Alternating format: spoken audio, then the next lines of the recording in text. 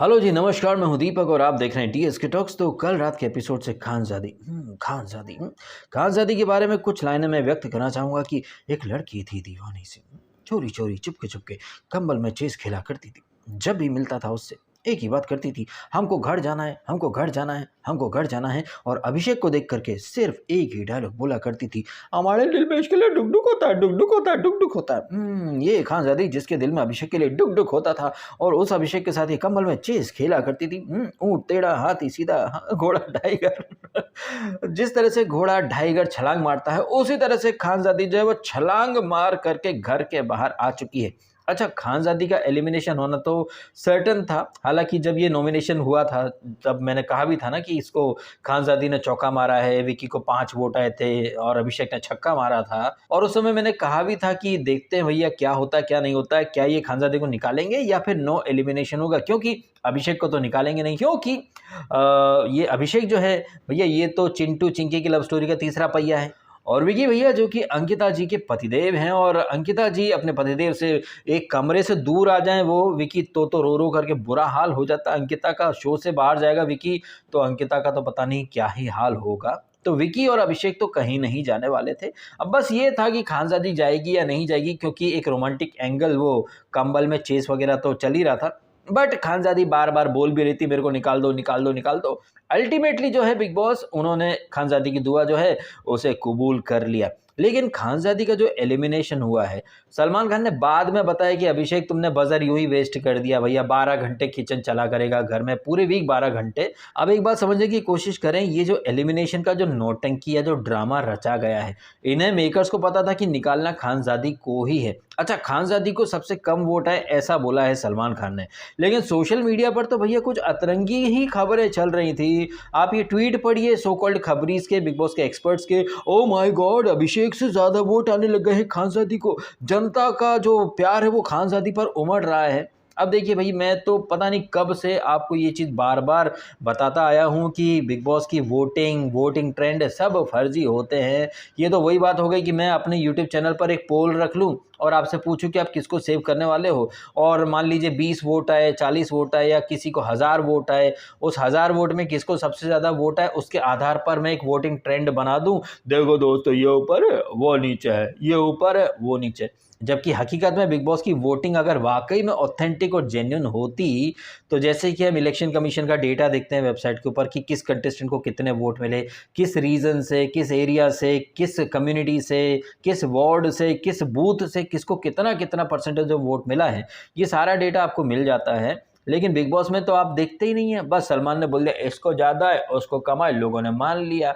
और I think ये एक जो टेंडेंसी है, मेंटेलिटी जो है ना मेकर्स की, इस टेंडेंसी या इस मेंटेलिटी को बहुत सारे यूट्यूबर्स भी प्रमोट करते फिरते हैं। दोस्तों ये तो पक्का आ जाएगा, दोस्तों ये वोटिंग ट्रेंड सबसे ऑथेंटिक और ऑर्गेनिक वोटिंग ट्रेंड, घंटा वोटिंग ट्रेंड। वोटिंग अगर वाकई में जेन्युइन होती तो पब्लिक को ट्रांसपेरेंसी के तहत हर चीज बताई जाती कि अभिषेक को इतने मिले थे, खानजादी को इतने मिले थे, और नील भट्ट जो कि बिग बॉस का दत्तक पुत्र है भाई साहब। कल मैं अपने रिव्यू में नील भट्ट के बारे में बात करना भूल गया था या फिर मैंने पर्पसली अवॉइड कर दिया था कि यार कौन वो नुबड़ेपंथी, बिग बॉस मेरा गॉड है, बिग बॉस मेरा गॉड है, कोई शक, ओम फट नील भट्ट। नील भट्ट ने इतने तलवे चाट लिए हैं बिग बॉस के कि बिग बॉस चाह कर भी नील भट्ट को नहीं निकालना चाहेगा अब, क्योंकि नील भट्ट के अकॉर्डिंग बिग बॉस मेरा गॉड है, बिग बॉस मेरा गॉड है, डाल पानी मेरे ऊपर डाल। क्या एक्टिंग का ऑडिशन दिया था नील भट्ट ओम फट ने। एनीवेज, तो कल के एपिसोड में खानजादी के एलिमिनेशन के अलावा कुछ इंटरेस्टिंग चीज़ें तो हुई नहीं। वो निब्बा निब्बी वाली कुछ टास्क कराई गई, कौन शेल में है, किसको शेल से बाहर लाना चाहते हो। अब ये जो टास्क थी मित्रों, ये कितनी इंटरेस्टिंग और कितनी यूनिक टास्क थी, ये तो आप ऐश्वर्या के चेहरे के रिएक्शन देखकर समझ सकते हैं।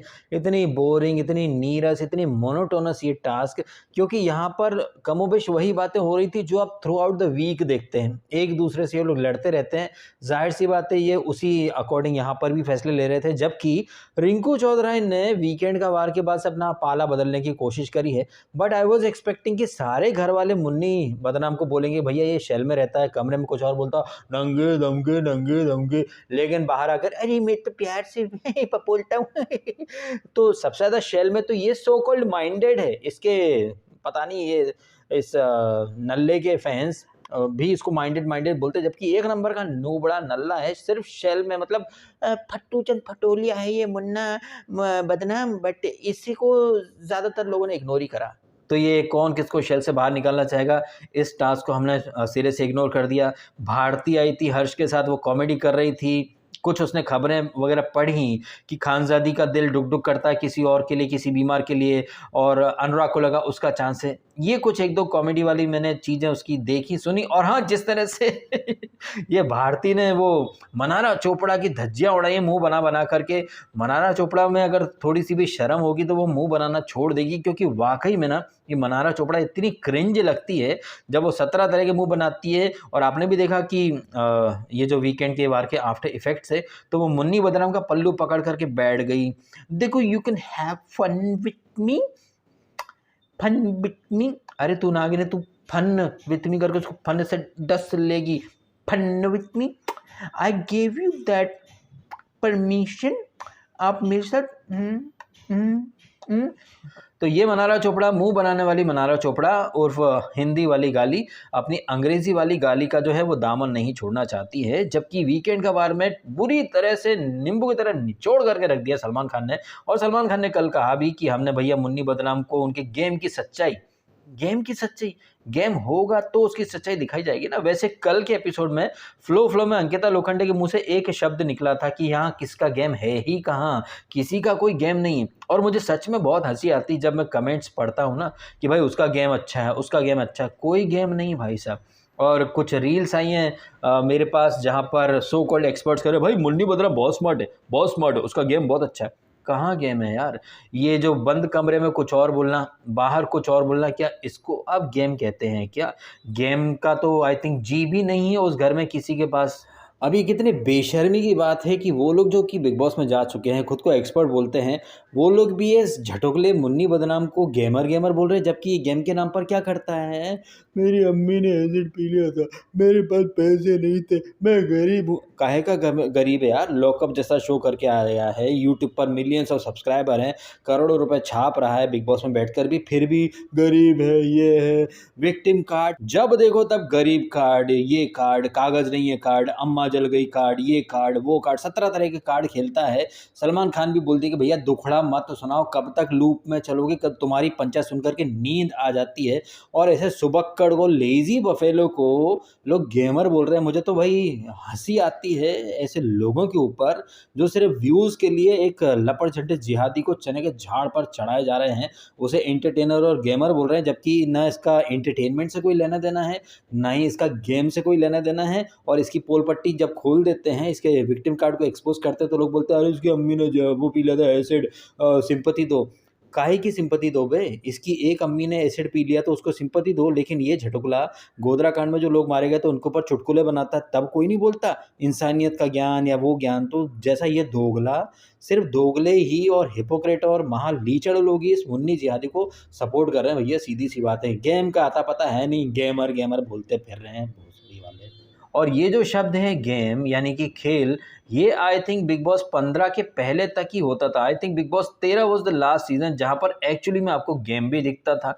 गेम से मेरा मतलब होता है भैया जब कुछ टास्क होने लग जाएं, जहाँ पर एक फ़ायदा हो, एक नुकसान हो, तो वहाँ पर आदमी की फितरत भी दिखती है, आपको आदमी का गेम प्लान भी दिखता है। लेकिन ये भिंडी काटना, भिंडी छौंकना, आलू चुराना, दूध चुराना, छुपा करके रख लेना, या फिर खोपचे में नंगे धमकी दे रहा हूँ, रख देंगे ना तो अच्छा होगा, नंगे धमकी है, ईंटें उखाड़ के ले जाऊंगा, सामने से गोली मारूंगा और मुंह पर, अरे विकी भाई यार मैं तो तुम्हारा खास हूँ, अंकिता आप चिंता मत करो मैं आपके साथ हूँ, लेकिन पीठ पे जो अंकिता को कर्मा मिला नंगे धमकी है।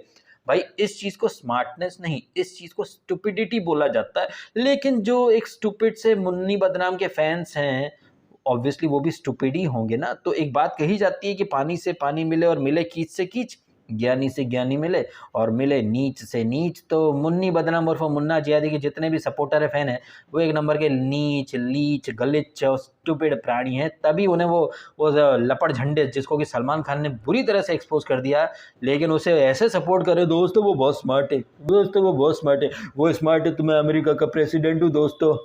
इसी दौरान हम देखते हैं कि खानजादी के एलिमिनेशन के टाइम रिंकू चौधराइन हम आई एम हैप्पी, ये रिंकू चौधराइन सबसे बड़ी बनती हैं, ठीक है, बड़ी हैं, और बड़ी हैं तो फिर बड़े के अंदर तो बड़प्पन होना चाहिए ना, लेकिन रिंकू चौधराइन के अंदर बड़प्पन छू कर नहीं गुजरा है, कतई काइयाँ, कतई घमंडी कंटेस्टेंट है ये रिंकू चौधराइन।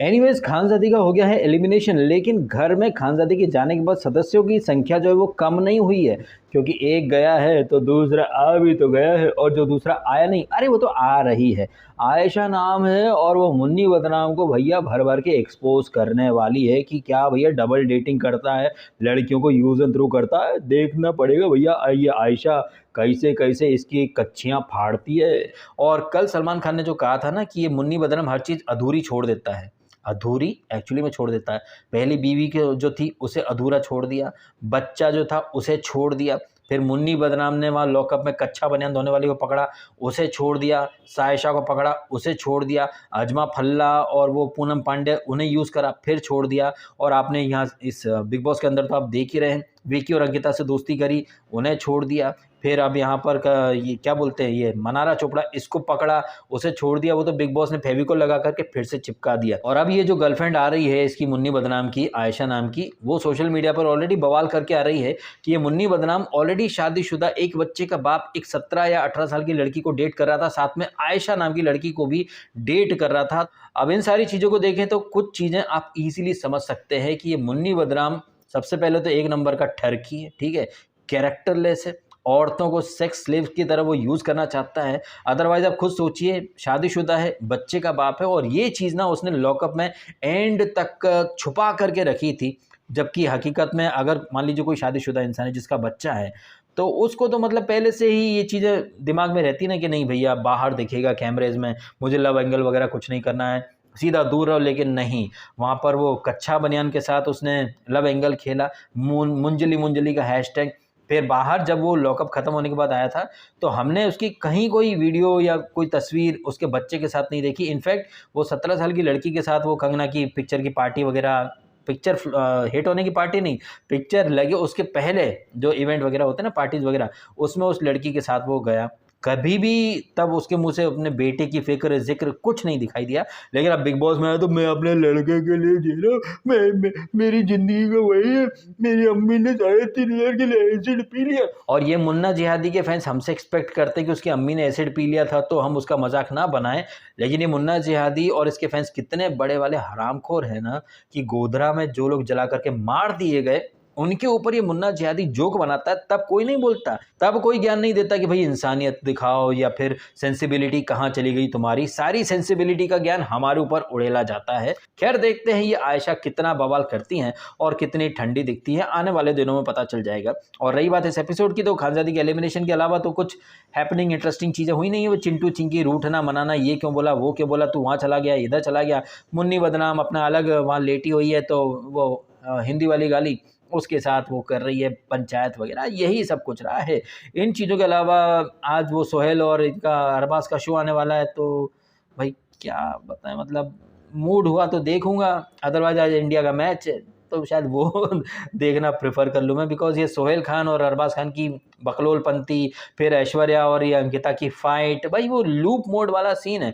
हर वीकेंड का वार खत्म होते से ऐश्वर्या अंकिता या फिर अंकिता की तो फाइट होती ही है, कभी आज ऐश्वर्या से हो रही है तो कभी मनारा से होती है, कभी विकी से लड़ पड़ती है, मतलब वही घिसा पिटा काइंड ऑफ मटेरियल। शायद मैं आज रात का एपिसोड स्किप कर दूं, मैच अगर अच्छा जाएगा तो फिर हम मैच देख लेंगे। बाकी आप कमेंट करें आपके ओपिनियन जो भी रहे हों कल के एपिसोड के बारे में। और जिस तरह से मुन्नी बदनाम के लिए एक्स गर्लफ्रेंड आ रही है, क्या आपको नहीं लग रहा कि उसकी बीवी और जो लॉकअप वाली थी वो और जो एक और गर्लफ्रेंड है वो भी आ जाए, दुनिया को पता तो चले और इन कंटेस्टेंट जो हैं इन सबको भी तो पता चले, स्पेशली इस मनारा चोपड़ा को, कि ये मुन्नी बदनाम भाई कितना बड़ा वाला कपटी और धूर्त और झूठा मक्कार ठरकी प्राणी है। ये एक साथ 3-3 4-4 लड़कियों को घुमा रहा है भाई साहब, बताइए आप। इन सारी बातों के बारे में जो भी है ओपिनियन कमेंट अवश्य कीजिएगा, वीडियो अच्छा लगे तो लाइक ज़रूर कीजिएगा और कीजिएगा चैनल को सब्सक्राइब यदि आपने नहीं किया तो। मिलते हैं आपसे अगले वीडियो में। Thank you so much for watching.